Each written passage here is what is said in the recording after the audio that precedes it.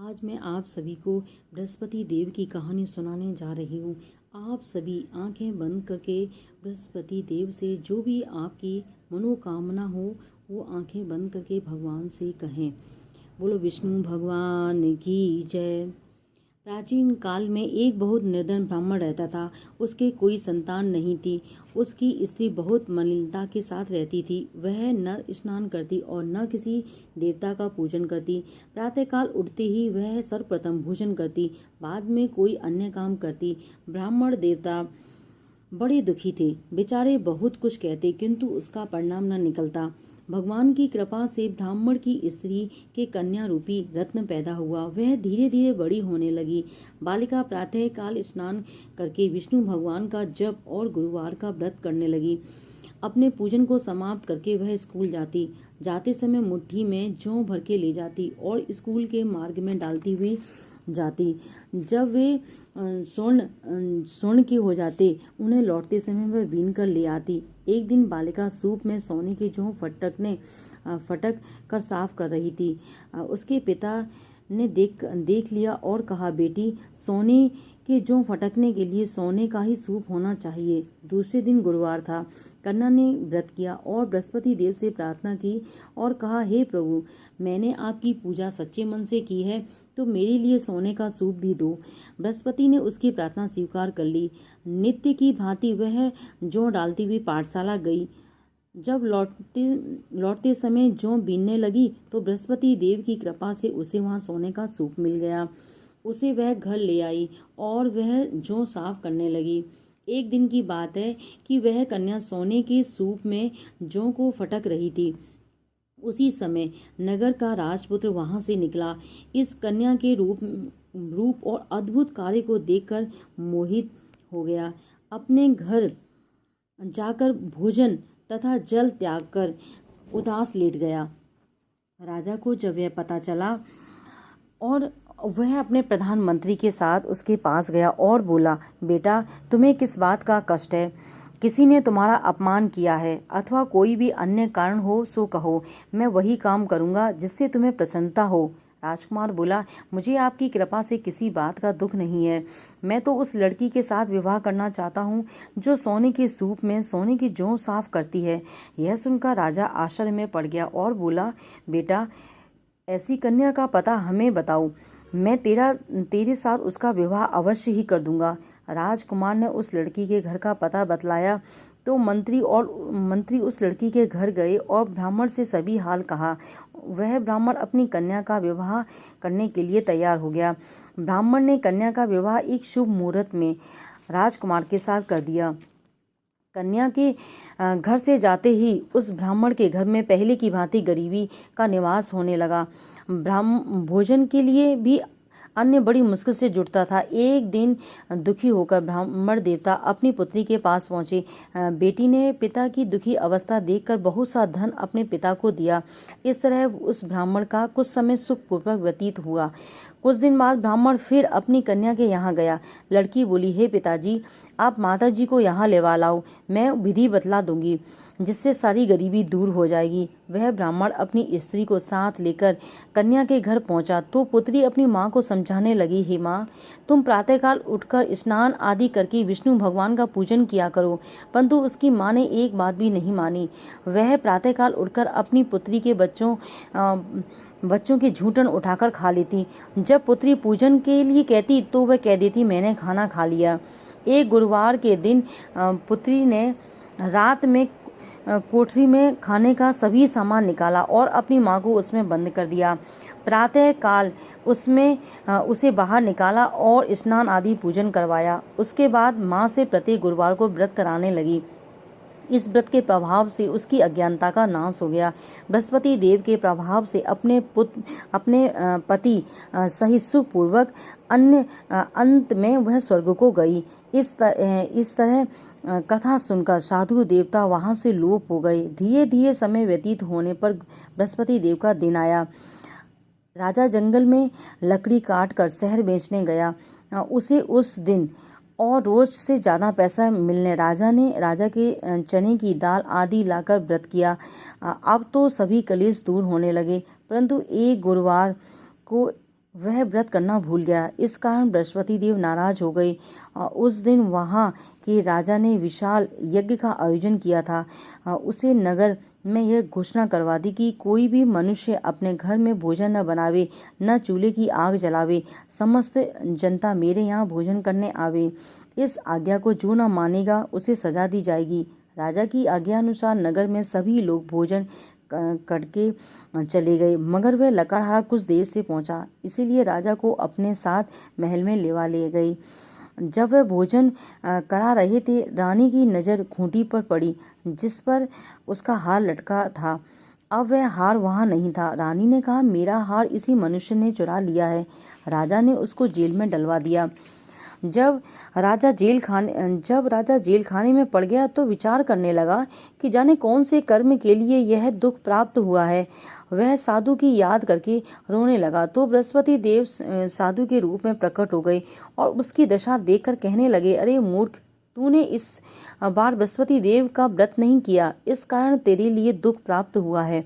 अब चिंता मत कर, बृहस्पति देव के दिन जेल खाने के दरवाजे पर कुछ पैसे पड़े मिलेंगे, तू सामान मंगवाकर व्रत करना। ऐसा ही हुआ।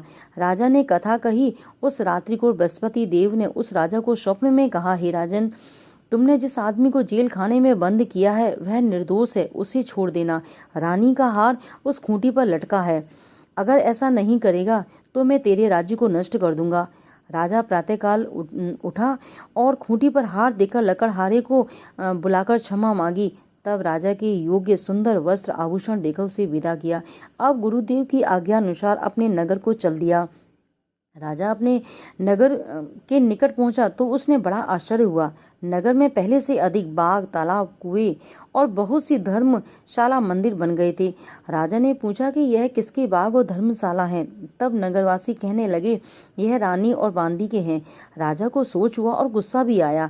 जब रानी ने यह खबर सुनी कि राजा आ रहे हैं तो बांदी से कहा कि हे दासी, देख, राजा हमको इतनी बुरी हाल में छोड़ गए थे, कहीं ऐसी हालत देखकर कुछ संदेह करके लौट नहीं जाए।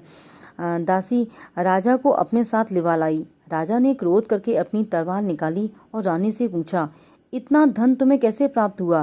रानी ने कहा, हमें यह धन बृहस्पति देव के व्रत और पूजा से प्राप्त हुआ है। राजा तो स्वयं उसका प्रभाव देख चुके थे, अतः प्रसन्न हो गए।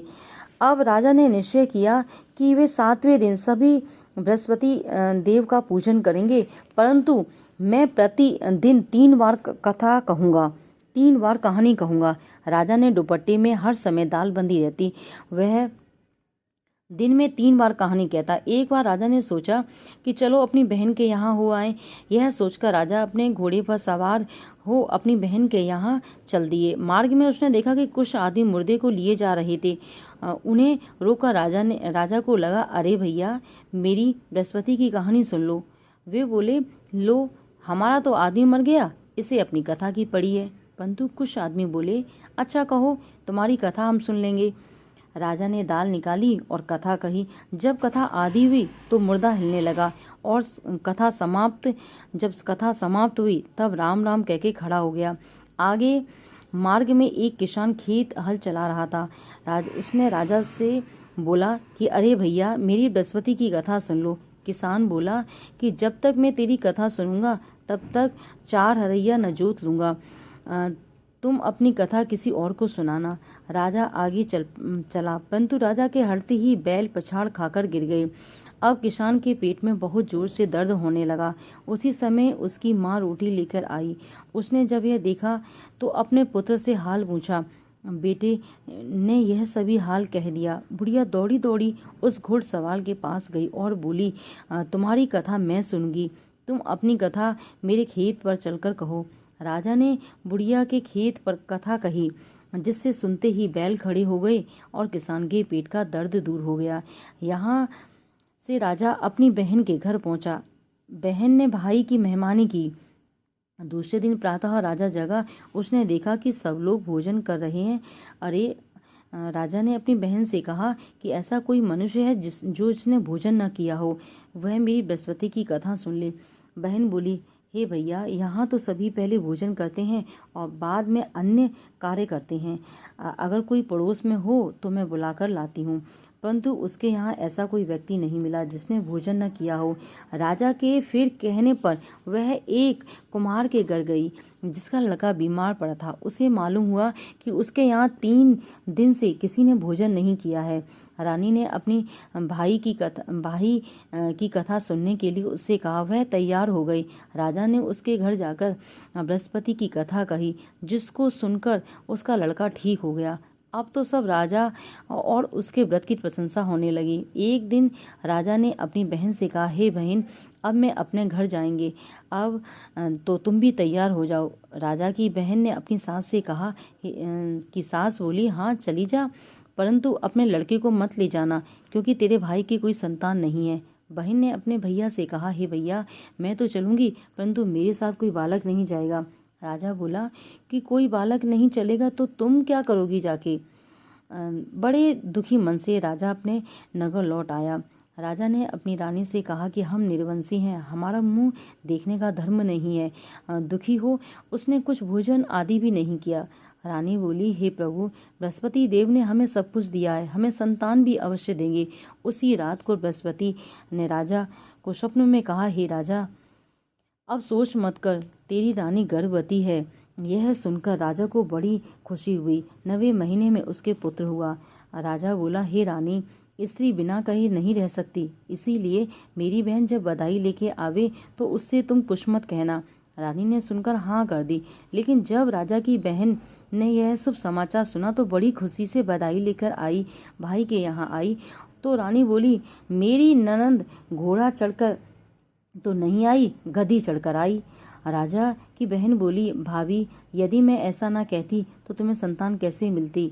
बृहस्पति ऐसे ही दयालु हैं, अपने भक्तों की मनोकामना पूरी करते हैं। जो सच्चे मन से बृहस्पति का व्रत करता है और कहता है और सुनता है और दूसरों को भी सुनाता है, बृहस्पति देव उसकी सभी इच्छाएं पूर्ण करते हैं। बोलो बृहस्पति देव की जय, विष्णु भगवान की जय।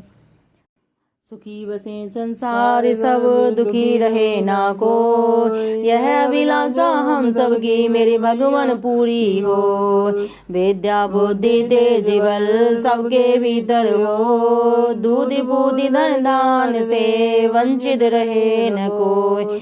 सब कुछ दीना बिने क्या मैं दूना, नमस्कार की भेंट है जोड़े दोनों हाथ। धर्म की जय हो, अधर्म का नाश हो, प्राणियों में सद्भावना हो, विश्व का कल्याण हो। बोलो प्रेम से जय जय श्री राधे, जय जय श्री राधे, जय जय श्री राधे श्याम।